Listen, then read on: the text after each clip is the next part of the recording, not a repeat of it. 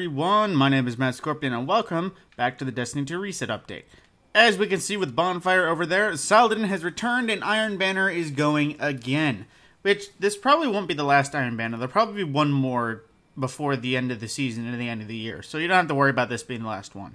In addition to Iron Banner, there's increased Valor at the moment. So if you wanted to rank up your Crucible ranks, not the competitive one, the other one that I always forget the name of, I think it's not Glory, Valor. Yeah, I already said it once. If you wanted to increase your Valor and move up the ranks, now's the time to do it. Moving to the Eververse store, I remember there actually being a pretty good array, because I did take a peek just before. Starting with the Feline Fancy Exotic Emote, it's for 1,000 silver on the front page. It's essentially the Dr. Evil from Austin Powers move. Yeah, that's it. And then you stand up and the cat disappears. Moving on, a Gyro Shell from Season of Opulence. Now, I thought this one was just a repeat, but I guess not. It looks very similar to one from Warmind, I think, that came out during the Solstice of Heroes. Either way, moving on. As well as the Big Blind, essentially the Golden Ace of Spades ornament, as well as the One Fell Swoop Sparrow from Season of Opulence, which actually looks pretty good, but at the same time, it looks good, but there's not much about it. Yeah. As well as the Up in Smoke Transmat effect from Season of the Dawn. Nice little flash in black. And the Give Dap multiplayer emote, which is essentially the awkward handshake, kind of. It's a nice little one. For Bright Dust, we have Sunrise Warrior from Black Armory. I forget what this looks like. I think no, I don't like it. It is very bright. Very, very bright. Moving on as well, we have the HARPY'S Cry Transmat effect, which essentially, it says HARPY'S Cry, but this essentially is an Oracle transmat. And the ADONIS shell. A lot of recent updates I've mentioned that there was a Sparrow that had a matching shell. This is that matching shell, if anyone remembered that. But moving on. As well as the Sad Trombone, which is one of the few emotes that actually have sound to it. Yeah, there's a few more that came out now, but back in Forsaken, it was a brand new thing to have sound with your emote. I'm not even exaggerating that. Okay, moving on to just the general Bright Dust store. They had some exotic ornaments available for the Titan, at least. We have the Moonbound projection, which is the symbol of the Russian Aeronautics Division, I think it was. You'll see that symbol a lot in the Cosmodrome. We have the Heaven's Vigil shader from Warmind for Vigilance Wing. It's basically the nice version of it. It makes it look all knighthy. Oh, I pressed too many buttons. Hang on, let me get back to that. Okay, but the next one was the Hollowfire Heart ornament for Titan. I don't know what it's like on other characters, but this is one of the ornaments that I've been waiting for simply because it makes it look way better. That blue fire and the silver chrome design, it makes it look very good, very good. Must grab. Must grab. I'm going to grab it now, as a matter of fact.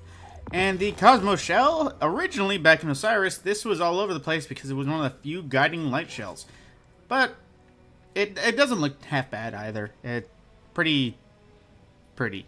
There, I ain't got much. And from this season, we have the Pallbearer ship, which, I'm going to be honest, is another one of the weird ones. As ships have been getting weirder and weirder as time has gone on. And the Victory Shout emote, which is a little fist pump and raising arms and woo, as well as the All Mine emote, which is essentially every Gambit player. Because they want all the motes. They don't even care. Moving on to Flare, we have the DAITO Capsule Transmat effect that just came out this season. We have, as well, the Blind Clutch, which is essentially the Eris symbol. The Vex Invasion effects, which are essentially the Vex spawning effects. And moving on to shaders, Temperature Wash. I forget that this isn't too bad. It essentially is like sun-baked, but at the same time, not too much of a favor. As well as Buffer Overflow. This one was bronze and red, if I remember. Yeah, this one actually looks pretty solid. I remember having a lot of Sparrows and ships with that shader back during Warmind. And then Nebula Rose. This is bright as hell. This is essentially the two-tailed fox coloring, if you wanted the look of the two-tailed fox on something else. And then Midnight Talons, my old Hunter OG, which is essentially a lot of yellow and chrome.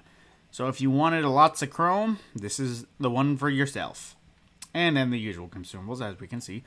So like I said, it is Iron Banner and Increased Valor, and the additional modes are Team Scorched and Showdown for the rotators.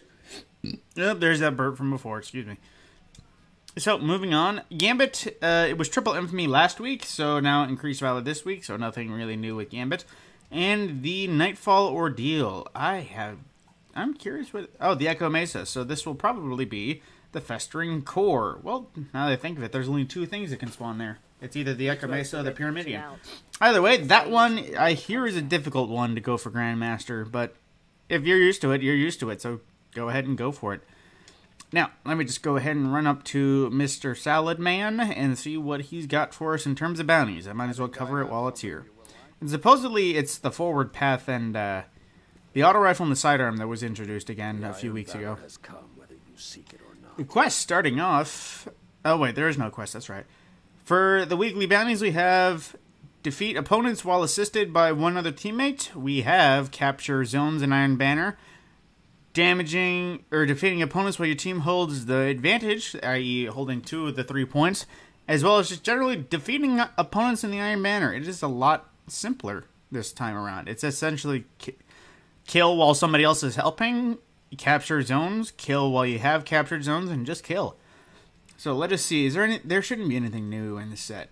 Yeah, no, the forward path and the Fool's Remedy are all here per the usual, and all the old guns have come back around, updated once again to be Season of the Arrivals. Let's see, what else could I cover? Oh, right. The Flashpoint, I believe, is on Mercury this week. Just going to double check that, just for the confidence. Come on. Well, there was a weekly event, and the thing was on it. Yep, Flashpoint Mercury.